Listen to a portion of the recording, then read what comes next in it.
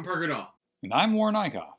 And welcome to So What? A place where we ask the question that's on the mind of many of our students, so what? Why are there so many revolutions? Well, the simplest answer is people disagree on how people should live, who owns property, and how to reconcile class disparities. Okay, sure, but it's just too much. I'm just not listening anymore. That's what we call a micro-revolution. Whoa. The following are but some of the answers to those questions, and as always, you should do your own research. Today, we will talk about the Latin American revolutions. Specifically, the desire for countries to obtain self-determination. The first thing we need to acknowledge is that portions of Latin and South America had been territories of both Spain and Portugal for hundreds of years by the 1800s. These European nations set up governments to rule in their place. These were known as viceroyalties. The viceroy of a territory acted in the interest of the king and was the final voice on issues. From the time that Europe had come into contact with the New World in 1492 until the 1800s, a lot had changed. Spain rose to the height of its power And started to steadily decline following the Golden Age in the early 1600s. The Enlightenment had taken off, and people were grappling with the questions of what does government even mean, and should people have rights? The American Revolution will take place arguing that they should have the right to determine their own future and have sole control over their government. France will actually help the American colonies in this effort, and then French soldiers will come back to France and wonder, why don't we have those same liberties that we were just fighting for?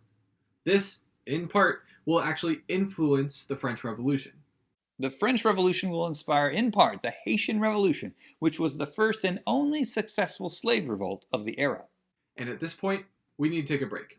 We'll be back right after this. Do you find yourself being controlled by a leader who's never set foot in your land? Is there no ability for you to change your economic situation? Are you denied rights because you don't have the right blood ancestors? Look no further, because your solution is here. You just need Revolution Kaboom! 1 dose of Revolution Kaboom can remind those pesky absentee rulers that you exist. 2 doses will open up those economic possibilities in a cinch. And 3 doses will spread liberty to all of the people. Use Revolution Kaboom to wipe away those pesky authoritarian regimes today. Wow, what a convincing advertisement. I really wonder how this product was used in the past.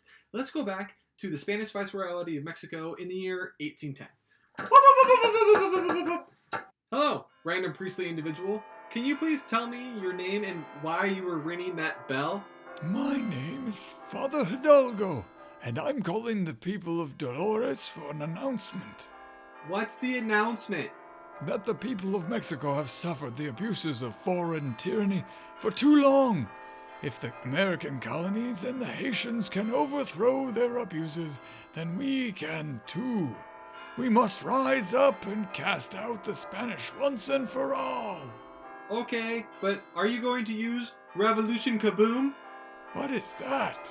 It's, I guess it's a towel that you use to wipe away tyranny.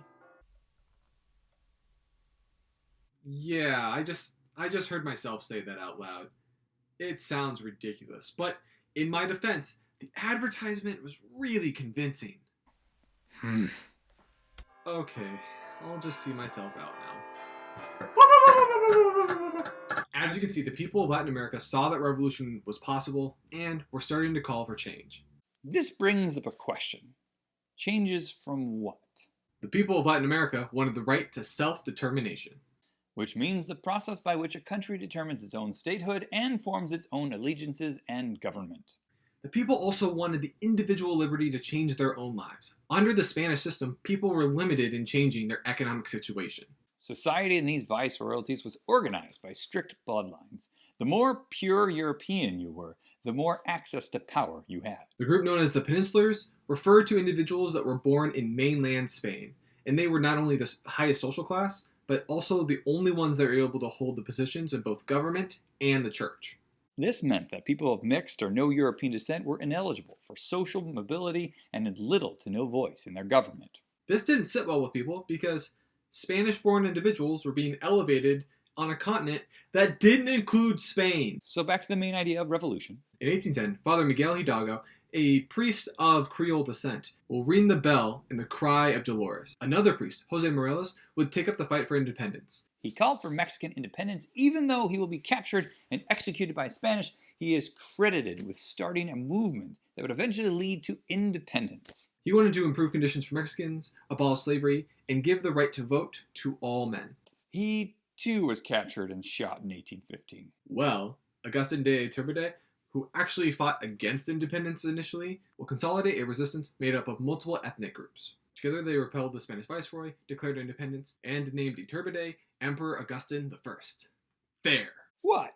You just kept, raining on the parade of these movements. But, not this one? Oh no, this was successful at gaining independence for Mexico. Nice. However, liberals will topple the monarchy and set up the Republic of Mexico instead. Are you happy now? Mhm. The struggle against Spain will continue with Simón Bolívar admiring the French and American revolutions. In a long and drawn-out Venezuelan civil war that will see Bolívar exiled to Haiti twice, he came up with a plan to march across the Andes to directly attack the Spanish capital of Bogotá. In 1819, he surprised the Spanish with this attack. By 1821, Bolívar had won freedom for Venezuela and was known as the Liberator. He moved on to fight for independence in Ecuador, Peru, and Bolivia, where he joined José de San Martín. Martín fought for independence in Argentina and Chile before combining his forces with Bolívar's to expel the Spanish for good. So who is it that cares about this stuff? The people of Latin America and South America had fought for independence and had earned the right to self-determination. So what? Simón Bolívar wanted to unite the lands into a nation known as Grand Colombia. But Old rivalries proved to be too strong. Instead, the territory was split into 4 different countries: Colombia, Panama, Venezuela, and Ecuador. not only this, but these rivalries would also lead to civil wars and struggles for power. People want a right to self-determination, but this is not an end in and of itself. Self-determination only works if you can bring people together and set up a stable system of government. In terms of the revolutions of South America, Simón Bolívar said this: We have achieved our independence at the expense of everything else. Tearing down an oppressive regime is hard. Building a stable, long-lasting government is harder. Revolution kaboom! Revolution Kaboom is only to be used in extreme circumstances and will not help you build a stable government. Misapplication of this product may result in itchiness, dry eyes, or death. Revolution Kaboom is not reliable for any results in the use of this product and does not recognize the existence of So What or its affiliates. Use at your own risk. You're welcome, Earth. My children, you will be free. Hey guys, is anyone truly free from the oppression of time? Oh, silence, Carl. You're not allowed to be a part of the revolution. Off with you.